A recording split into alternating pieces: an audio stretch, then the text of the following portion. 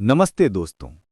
क्या कभी ऐसा हुआ है कि आप कामयाबी की सीढ़ी पर चढ़ रहे हों, आपकी मंजिल सामने हो और अचानक आपके पैर फिसल जाते हैं?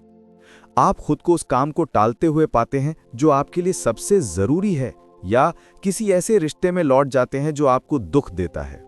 अगर हाँ, तो आपको पता है कि ये बाहर की कोई रुकावट नहीं है, ये है सेल्फ सैबोटाज। जी हाँ, आज हम बात कर रहे हैं ब्रियाना वीस्ट की उस रेवोल्यूशनरी किताब की जिसने लाखों लोगों को दिखाया है कि उनका सबसे बड़ा दुश्मन कोई और नहीं बल्कि वो खुद हैं।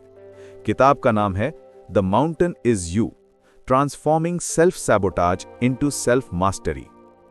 इस किताब का निचोड़ यही है कि आप जिस पहाड़ को पार करने की कोशिश कर रहे हैं वो बाहर नहीं है बल्कि वो आप ही हैं।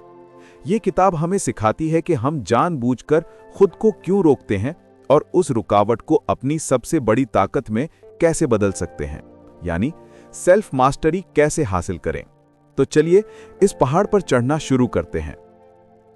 आजकल हम सब सोचते हैं कि हम गलतियां इसलिए करते हैं क्योंकि हम कमजोर हैं या आलसी हैं, लेकिन ब्रियाना वीस्ट कहती हैं कि सेल्फ सैबोटाज तब होता है जब आपका अनकॉन्शियस माइंड यानी अवचेतन मन आपके कॉन्शियस गोल्स यानी चेतन लक्ष्यों से डरता है।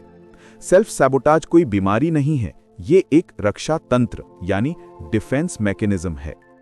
जब आप एक बड़ी सफलता के करीब पहुंचते हैं तो आपका पुराना परिचित कंफर्ट जोन हिल जाता है।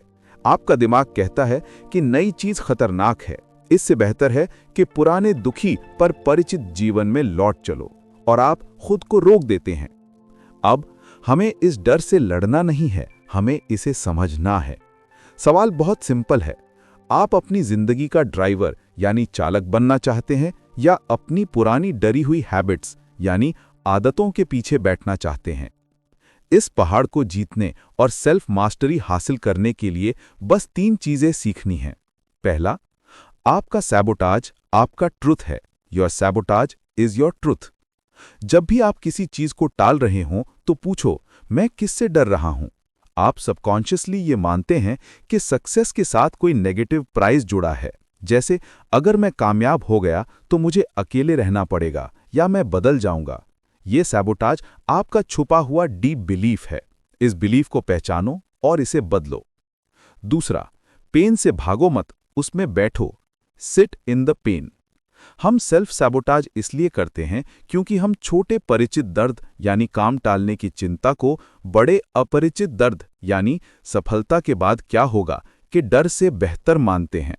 जब आप पेनफुल फीलिंग को महसूस करना सीखते हैं, उसे वेलकम करते हैं, तो वो धीरे धीरे अपनी ताकत खो देता है। ग्रोथ कंफर्टेबल नहीं होती और आपको अनकंफर्टेबल होने की हिम्मत करनी होगी। तीसरा, अपनी आइडेंटिटी बदलो। Change your identity. आप वो नहीं हैं जो आप बार बार करते हैं, आप वो हैं जो आप बनना चाहते हैं। अगर आपकी आइडेंटिटी प्रोक्रास्टिनेटर की है तो आप प्रोक्रास्टिनेट करेंगे। अगर आपकी identity a person who does what they says they will do की है तो आप वो करेंगे। छोटी छोटी चॉइसेस से अपनी नई आइडेंटिटी बनाओ। आपका हाईएस्ट सेल्फ ही आपका सबसे बड़ा माउंटेन मूवर है।